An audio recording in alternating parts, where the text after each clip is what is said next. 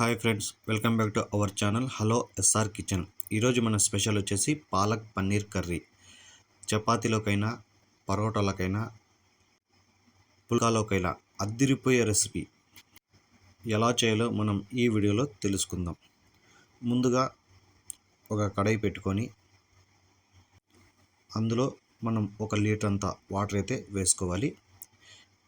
ఈ వాటర్ అనేది బాగా మరిగేంత వరకు మనం ఈ వాటర్ని హీట్ చేసుకుందాం. చూడండి, మనకు వాటర్ అయితే బాగా మరుగుతూ ఉంది. ఆ టైంలో 1.5 కప్ అంతా పాలాకుని ఇలా కడుక్కొని వేసుకోవాలి. ఒక 2 నిమిషాల పాటు మనం ఈ పాలకూరని ఉడికించుకుంటే సరిపోతుంది. చూడండి, మనకి పాలాకు అనేది ఉడికిపోయింది. తీసి ఒక గిన్నెలో పెట్టుకుందాం. చల్లగా అయ్యేంత వరకు పక్కన పెట్టుకుందాం. తర్వాత అదే కడాయిలో ఒక 2-3 స్పూన్ల ఆయిల్ వేసుకొని, ఆయిల్ వేడైన తర్వాత 1 ఇంచు చెక్క, ఒక ఎలగబుడ్డ, ఒక 3-4 లవంగాలు వేసుకొని దోరగా ఫ్రై చేసుకోవాలి. అలాగే ఒక 5-6 జీడిపప్పులను వేసుకొని లో ఫ్లేమ్లో ఫ్రై చేసుకుందాం. తర్వాత 4 పచ్చిమిర్చిని ఇలా నిలువుగా కట్ చేసుకుని వేసుకోవాలి. అలాగే ఒక మీడియం సైజు ఉల్లిపాయని ఇలా చిన్న ముక్కలు కట్ చేసి వేసుకొని, ఉల్లిపాయ ఒక 50% ఫ్రై అయ్యేలాగా ఫ్రై చేసుకుందాం. మనకి ఎక్కువ గోల్డెన్ కలర్ ఏం అవసరం లేదు, కొద్దిగా ఫ్రై అయితే సరిపోతుంది. తర్వాత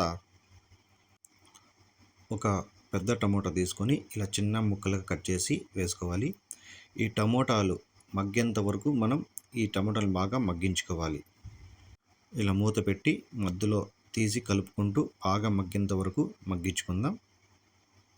చూడండి, మనకి టమోటాలు అనేది బాగా మగ్గిపోయాయి. ఇలా మగ్గిపోయిన తర్వాత ఇవి చల్లగా అయ్యేంత వరకు పక్కన పెట్టుకుందాం.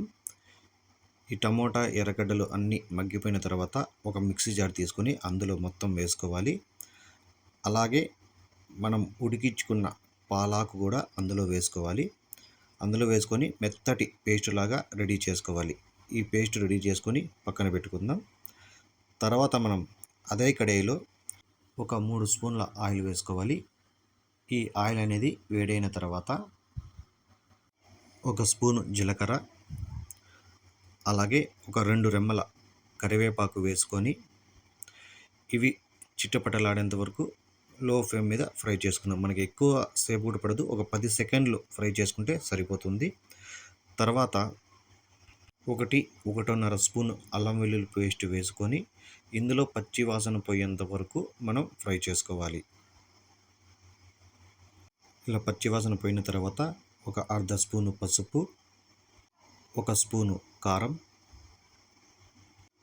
రుచికి సరిపోయేంత సాల్ట్ వేసుకొని కలుపుకోవాలి. ఇలా కలుపుకొని 1 నిమిషం పాటు మనం ఇవన్నీ కుక్ చేసుకోవాలి. తర్వాత మనం పేస్ట్ అయితే వేసుకోవాలి. ఇలా పేస్ట్ వేసి ఇలా మొత్తం కలిపేసి మనం ఈ పేస్ట్ని బాగా ఉడికించుకోవాలి. ఒక 2 నిమిషాలు ఉడికించుకుంటే సరిపోతుంది. వాటర్ ఏమి ఇప్పుడే యాడ్ చేయకండి, ఇవి ఉడికిన తర్వాత మళ్ళీ యాడ్ చేసుకుందాం. అలాగే ఒక 1/2 స్పూను ధనియాల పొడి, 1 స్పూను గరం మసాలా వేసి ఈ మసాలాను ఒకసారి బాగా కలుపుకొని మనం పేస్ట్ చేసుకున్న అదే మిక్సీ జార్లో కొద్దిగా వాటర్ యాడ్ చేసుకొని ఇందులో వేసుకోవాలి. చూడండి, మనకి గ్రేవీ ఎంత కావాలో అంత వాటర్ అయితే వేసుకోండి. ఇలా వేసి ఈ వాటర్ అంతా వేసినాక ఈ పేస్ట్ని ఒక 5 నిమిషాల పాటు బాగా కుక్ చేసుకోవాలి. ఈ పాలక్ పన్నీర్లో ఉన్న పచ్చివాసన అంతా పోయి మంచి స్మెల్ వచ్చేంత వరకు మనం కుక్ చేసుకుందాం. ఒక 4-5 నిమిషాలు కుక్ చేసుకుంటే మనకి ఈ గ్రేవీ అనేది సరిపోతుంది. చూడండి, మనకి గ్రేవీ బాగా ఉడికిపోయింది కాబట్టి ఆ టైంలో మనం పన్నీర్ ముక్కల్ని వేసుకోవాలి. ఈ పన్నీర్ ముక్కలు పక్కన దోరగా ఏం ఫ్రై చేయని అవసరం లేదు, అలాగే పచ్చివే అందులో వేసేయాలి. ఇలా వేసేసి ఒక 3 నిమిషాలు మనం లో ఫ్లేమ్ లేదా మీడియం ఫ్లేమ్లో కుక్ చేసుకోవాలి. ఇలా చేసుకున్న తర్వాత ఇంకా స్టవ్ ఆఫ్ చేసే ముందు ఇలా కస్తూరి మేతి తీసుకొని ఇలా పొడిలాగా చేసి మొత్తం వేసుకోవాలి. ఇక లాస్ట్లో కొత్తిమీర వేసేసి ఒకసారి బాగా కలిపేస్తే మనకి పాలక్ పన్నీర్ కర్రీ అనేది రెడీ అయిపోయింది. ఇక స్టవ్ ఆఫ్ చేసేయచ్చు. చూసారు కదా, మనకి ఈ గ్రేవీ ఎంత కావాలో అంత వాటర్ అయితే యాడ్ చేసుకోండి. మనకి ఇది చపాతీలోకైనా పరోటాలకి పుల్కాలోకి అయితే అద్దరిపోతుంది. చూసారు కదా, ఈ రెసిపీ కానీ మీకు నచ్చితే ఒక లైక్ చేయండి, అలాగే షేర్ చేయండి. ఇలాంటి మరికొన్ని వీడియోస్ కోసం నా ఛానల్ని సబ్స్క్రైబ్ చేసుకోండి.